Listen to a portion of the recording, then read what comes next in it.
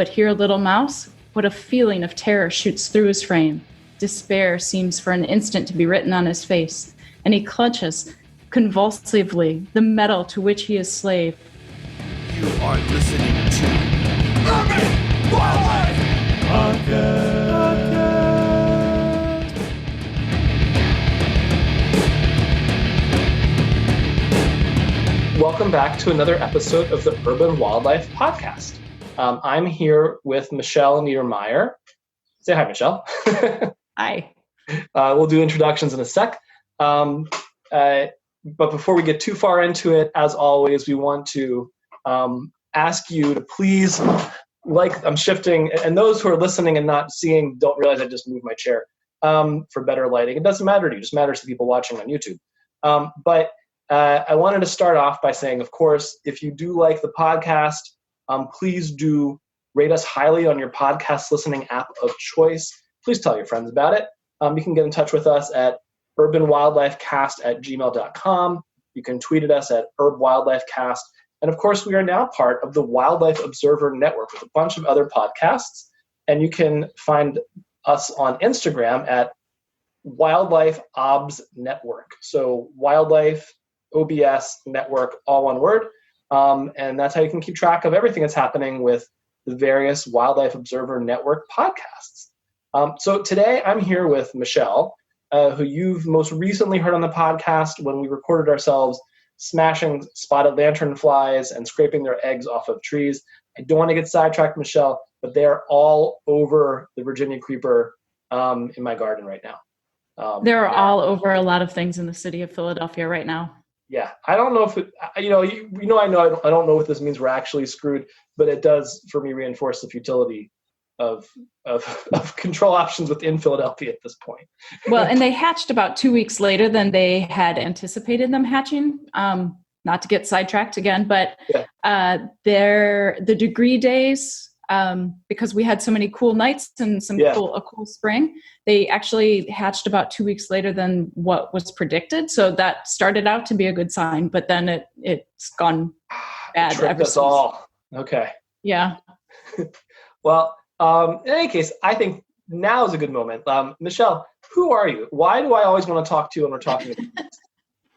So I work for the Pennsylvania Integrated Pest Management Program. We're a program that is a statewide program that's housed at Penn State in the Department of Entomology, and we deal with pests and pesticide issues as they impact human and environmental health.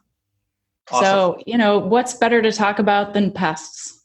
It's for me, it's like, well, another tangent. We could have a whole conversation about the philosophical human socially constructed notion of pests, and we have a good time.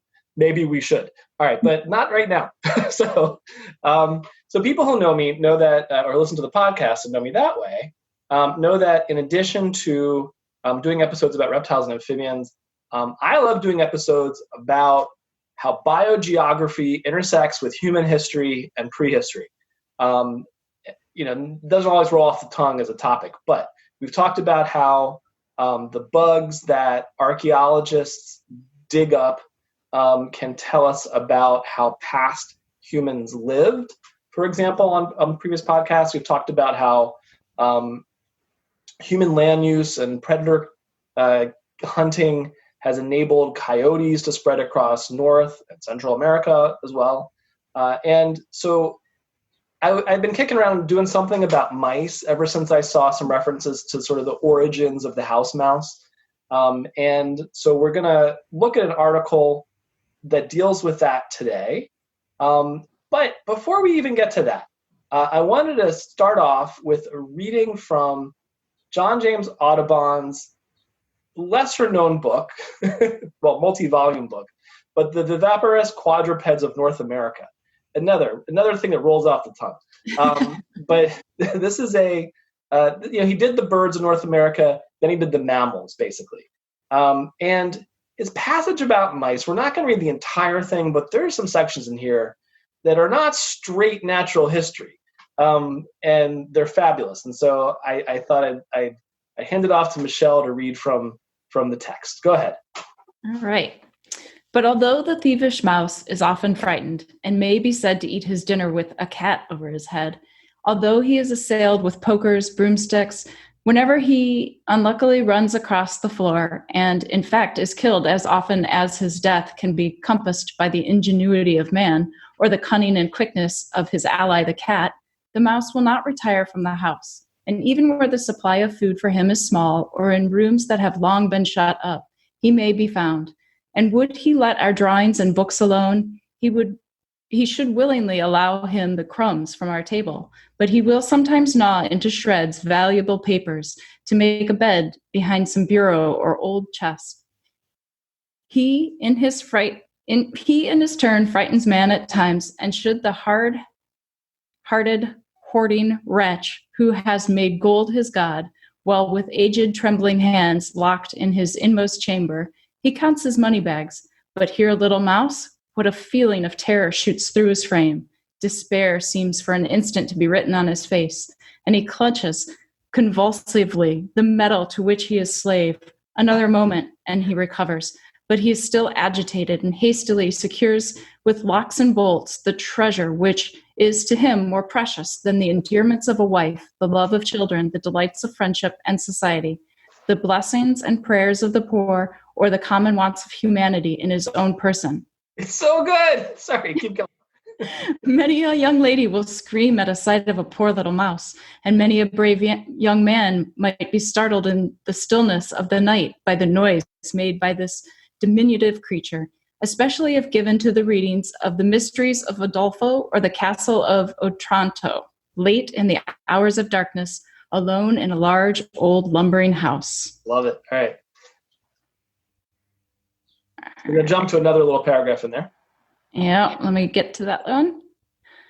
The activity, agility, and grace of the mouse have made it a favorite pet with the prisoner in his solitary cell, and it has been known to answer his call and come out of its hiding place to play with the unfortunate captive, showing the greatest fondness for him and eating out of his hand without fear. The common mouse is not a native of America, but exists in all countries where ships have landed cargo, and may be said to tread closely on the heels of commerce. It was brought to America in the vessels that conveyed to our shores the early emigrants. Oh, man. We're going to use that part as a segue, but I still have to stop, Michelle, and I don't know what the hell he was thinking. Like what I started reading, I'm almost in tears about this. I started reading a big biography, his life and letters. I didn't get to the part where he wrote the viviparous quadrupeds yet, but because I really want to. He must have been referring to. I don't know if he just had a general dislike of rich misers, or just like had someone in particular he was pissed at. But like, it just seems like he's really targeting someone. Or maybe just like an overall sense of like the despise of greed in society. I guess. And then just so you know, those two titles that you might be reading if you're scared by a mouse were popular spooky Gothic novels of the day. And so they were, it was funny, I was talking to Gigi, my wife, about this, who's a big Jane Austen fan. And I think it was the second one. She's like, I've heard of that because it's mentioned in a Jane Austen novel. So in any case, we'll take that last part about about landing with cargo wherever humans go. Talk about an article that deals with this a bit. I'm going to I'll try to do my best to summarize the parts of the article that are interesting for what we're talking about. A lot of the article is interesting more broadly, so I don't want to give it short shrift that way. But the title is it's from Hey, podcast listeners. When I recorded this, somehow I fumbled the title of the journal. The title of the journal is Trends in Genetics. The title of the article is Genetic Tracking of Mice and Other Bioproxies to Infer Human History. Here are the authors. I'll try my best to pronounce them. Eleanor P. Jones, Heidi M. Eager, Sophia Gabrielle, Frida Johansdottir, and Jeremy B. Searley. And so this came out in 2012, it looks like. And this is, so it discusses how, broadly speaking, genetic studies of the animals that accompany us around the globe can tell us about human movements, right? So if a creature is sort of fixed to us and rides along with us, by studying the genetics of that creature, you can learn about how we have moved them around, and that's how we moved around. So, and then they focus on the house mouse as the perfect example of this kind of research. So house mice, in case you were wondering where they came from, I know I have. House mice have been with us for about 12,000 years, which is a really long time. And I'll stop and say 12,000 years is a long time for people who live like, I don't know, if you're even thinking 12,000 years ago, like 40 years, 60 years. For a mouse that like has a life cycle on the order of weeks, maybe months if they're lucky, that's a lot of generations. And so pretty much they've been with us since we started storing grain. They originate in the north of the Indian subcontinent, as the article says, and there are 3 subspecies of the mouse, which I never really thought about before, but there's 3 subspecies. And each of the 3 independently became a human commensal. So that means an animal that sort of lives with us in as a neighbor. Sometimes a commensal can be a pest. So you could say that various mosquitoes are commensals. You could say, what's a good one? Bed bugs. There you go. They're parasitic commensals. Parasitic, right? But they are a commensal we don't like. And then you've got other commensals out there like, mice, which don't bite us, but they eat our food. And then you have other commensals that might be more benign, like pigeons. I don't know. AKA pigeons have some downsides, so we could save that for another discussion. You're too much of an expert for this conversation, Michelle. But what about the mold that grows on their feces? No, I know. Yeah. But in any case, I'll take him over bed bugs. So in any case, these 3 subspecies, which I'll get through in a second, accompany human agriculture in like 3 different like radiating directions. So the species is called Mus musculus, if you're looking for the scientific name for the mouse. The nominate subspecies, in other words, the one that is Mus musculus, spread out through northern Eurasia, but didn't make it into Western Europe, which, as the articles point out, up until 3,000 years ago, there wasn't much doing in Western Europe. It was kind of like a backwater. There wasn't quite as much agriculture as you'd have like in the Near East. And so there weren't like piles of grain sitting around for house mice to take advantage of. So why bother? Another subspecies, Castaneus, which I guess means chestnut, so it must be chestnut colored, spread into India, Southeast Asia, down to Africa, made it into Japan apparently. And then, musculus also made it into Japan, like in another direction. And then the one that we call Mus musculus domesticus ended up in the Near East. So think of where we usually, think of as the cradle of Western civilization, I guess, or Near Eastern civilization. I don't know. But Iraq, Iran, Fertile Crescent, that kind of thing. Mm-hmm. And then followed agriculture from there into Europe. And then as sort of Europeans took over the world, Roman era, and then into like the great age of European discovery that led to colonizing the Americas, etc. The mice, that subspecies, domesticus, rode along. And so the authors point out something handy about mice, which is when you're studying this kind of thing, which is that when a ship docks and the mice run off the ship, the male mice have an easy time finding homes in the existing mouse populations. They can fit in, I guess. The females, not so much. And so I'm not sure exactly how that happens, but that means that if you track the mitochondrial DNA, which are passed down from the female side, it comes through the sperm doesn't carry mitochondrial DNA, the ovum does. So then you end up with that being a line of female descent. So you can use the mitochondrial DNA to study when a real population of mice got established in a place. And you can track mouse colonizations that way. And so that way the science, just by looking at how those mitochondrial DNA lines diverged and got mixed up, can study this kind of thing. And so, for example, they can look at how you can look at the genetics of current mouse populations. You can look at remains of mice from archaeological digs to see if anything's changed in the mitochondrial DNA in the populations in that time. So they use an example of how mice from Norway colonized Iceland, but with a certain mix of mice from the British Isles also, which reflects how the Vikings came out of Norway and then spread through the British Isles into Iceland, and then talk about Greenland also, but over there too. I guess I don't have a real point beyond this is all really cool, and it makes me appreciate the mice that pop up in, let's say, in our own house occasionally. Luckily, we don't have a big mouse problem, but sometimes they should pop up. We kill them, do our best to get rid of whatever food was attracting them in the first place.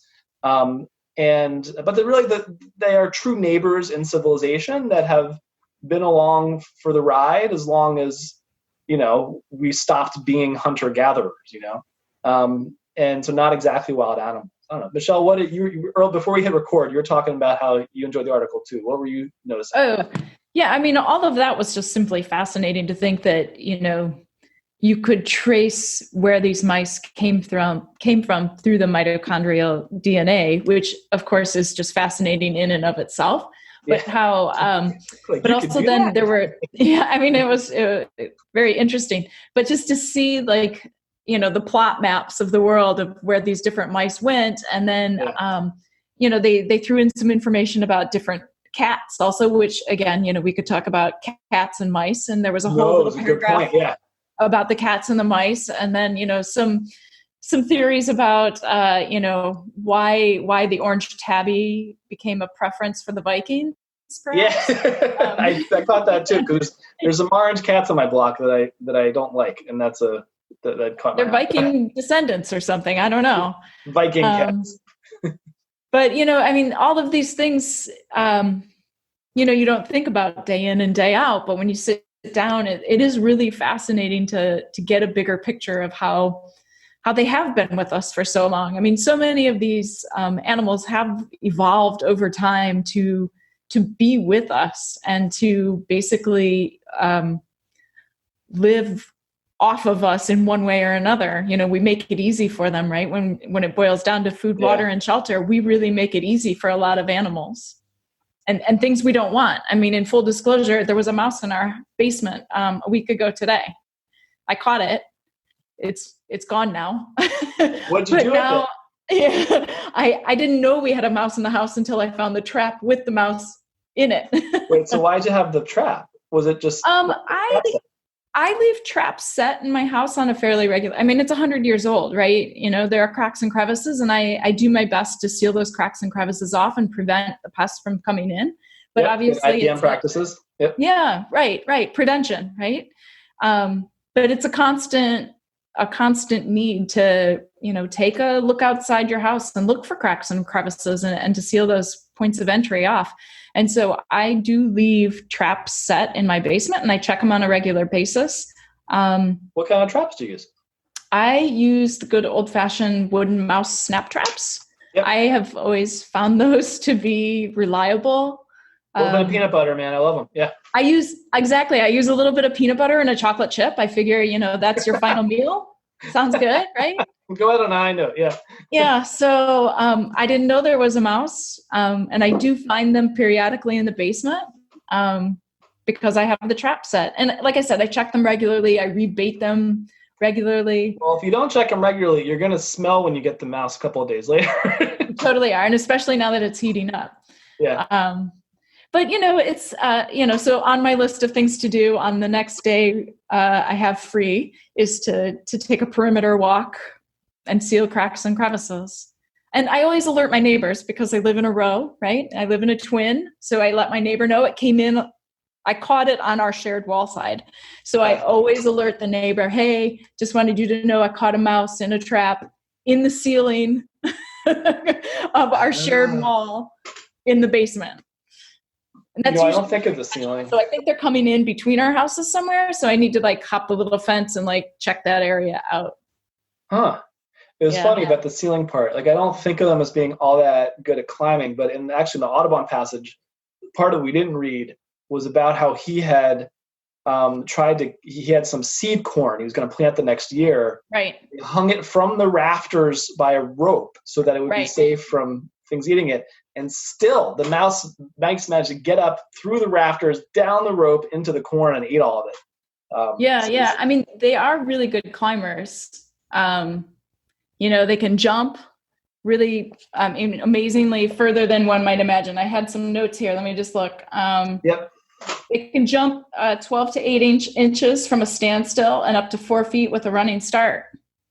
So if you think about jumping and leaping, that's a pretty good distance for a little tiny mouse to jump 4 feet. I mean, 4 feet for an animal that's like lucky if it's 3 inches long. Maybe really like it's an inch or two long. They're not very big, so that's a really big leap. That's a long jump, world record kind of mammal jump.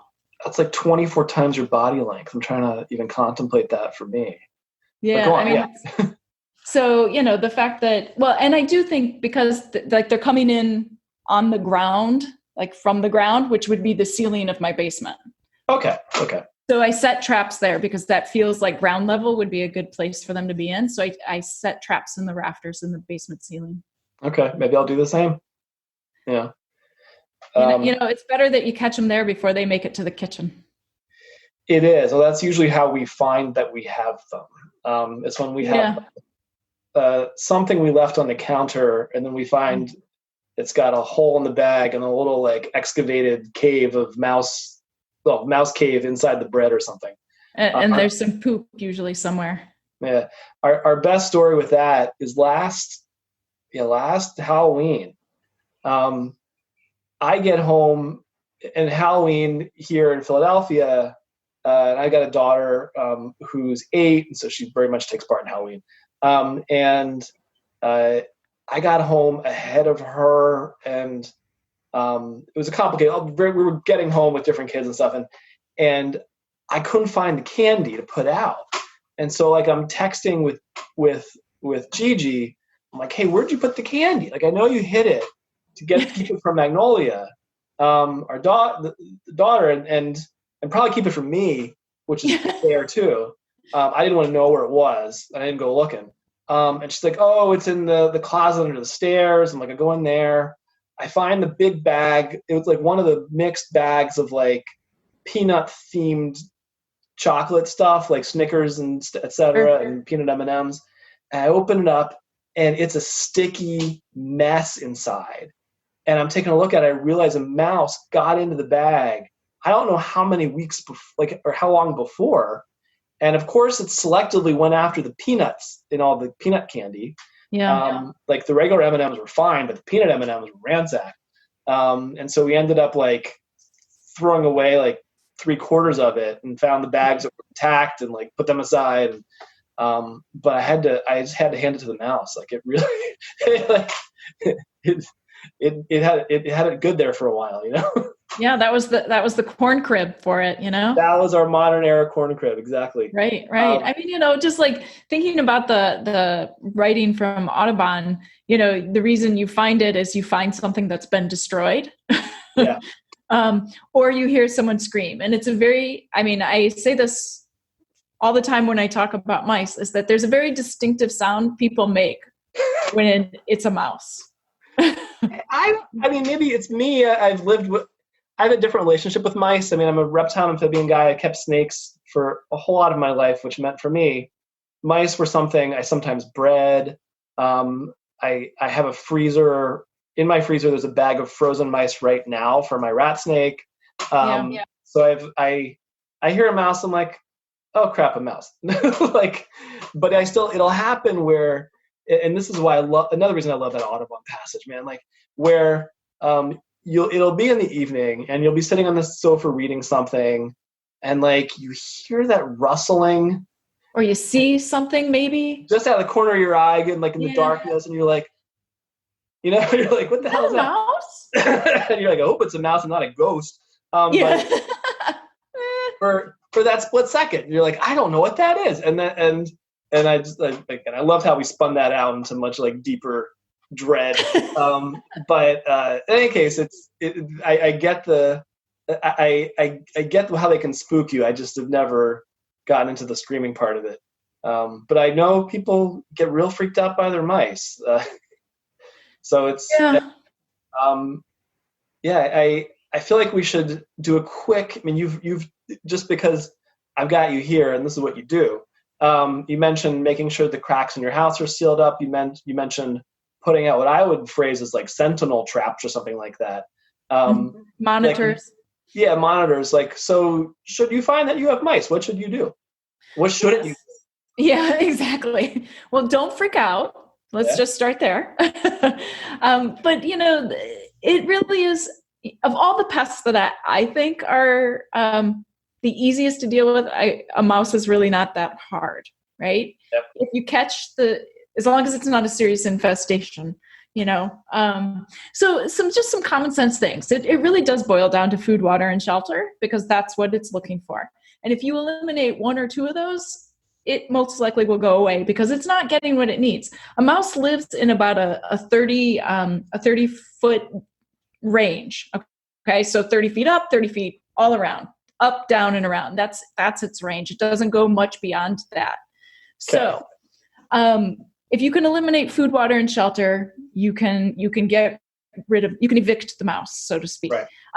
But some common sense things are to prevent the mouse, right? So clean up crumbs and spills, fix drippy faucets, leaks, make sure that the cracks and crevices are filled at like the foundation of the house.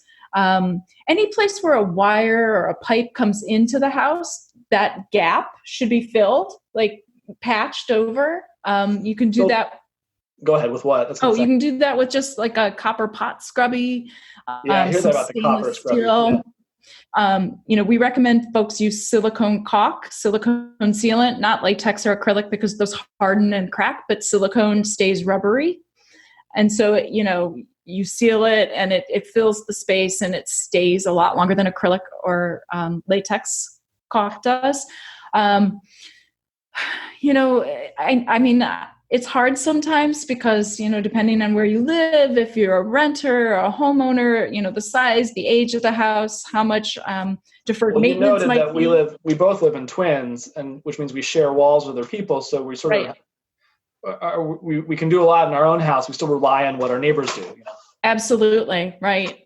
And so that's another thing why I communicate with my neighbor. Anytime I have something or she has something, we tell each other, because technically there's supposed to be a firewall between us. But again, the house is 100 years old and cracks and crevices, houses settle, things come through, right? So her pest is my pest is her pest. And, we need to alert each other to those things so that we can tackle it together. And like I said, I do leave traps set pretty much year round, not throughout the house, mostly just in the basement.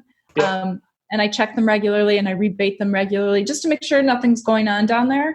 And when I do find something, it's a clue that I should take a look around. How did that mouse get in? Did it walk under a door? If you can put a pencil in a hole, it's big enough for a mouse. Yeah. So, doing the pencil test around door frame. Looking around for a pencil for just. I had a pencil here. That's how. Right, exactly. So if you go like this with the pencil and it goes through, or if you can see light under a door, or if maybe windows don't fit tight or screens are in disrepair, they're just looking for food, water, and shelter, same as anyone else. So if you make it easy, they're going to come in, especially as the weather shifts. Usually it's not like in the springtime when you get mice. It's fall. Fall, but people are out exploring, animals are out exploring. You never know. They're wall seekers. It might have just been running along the wall and found Right. They don't like to cross the middle of the floor. They stay to the corners. Yep. What do you think? This is something I've always wondered about. I lean back instinctively when I'm asking questions, I guess. What do you think about pet food? Like, this is something I wonder about when people have dogs or cats and they have like a dish of pet food out. Like, that seems to me like a dish of mouse food. So it can be. And the idea with leaving food and water out for your pet is a good thing, generally speaking. And so if you do have a cat or a dog, leave it out for them. But at night, pick it up. Mice are generally nocturnal, so they're going to come out when you're asleep. So when everyone's asleep, including the cat or the dog, put the food and water away. You can put it back out in the morning for the dog or cat. It won't starve overnight, is what you're saying. Yeah. Nope. But that way you've eliminated a source for the mouse to, take advantage of. Good point. All right. So I'm going to wrap it up because we are running out of our time on the free version of Zoom that we're using. I think maybe we'll come back to pests. I do like this. I've got a whole, in my head, a whole list of these human-mediated animal range expansion topics that I want to get into. Reading the Audubon reminded me of the red fox, which is an interesting story of how they got here. And I'll leave that open and try to save that for another episode to satisfy your now burning curiosity. But how did the red fox get to Philadelphia, or much of the southern United States? But also Virginia possums are another one. There's a whole bunch of animals that we take for granted all over the country that weren't all over the country before European colonization. And it's maybe that's be a good double episode. We'll do Virginia possums and red foxes. But for now, once again, thanks to Michelle for coming on. Thanks to everyone for listening and liking us on your podcast listening app of choice. Please check out our other Wildlife Observer Network podcasts. We got a bunch of them. And please stay tuned. Thank you so much, Michelle. All right. Thanks, Billy. Bye. Bye. Synanthropic organism. Hey, podcast listeners. Since this is an episode about mice, and I look for any excuse to throw in this poem, we're taking a clip that we used for August 21st, 2016's episode One Man's Pest is Another's Gorgeous Rattlesnake. This is Lawrence Crawford reading the best poem about mice, and maybe the best poem ever, by the great poet Robbie Burns.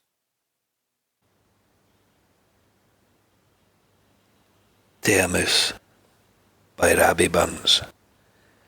On turning up in our nest with a plough, November 1785.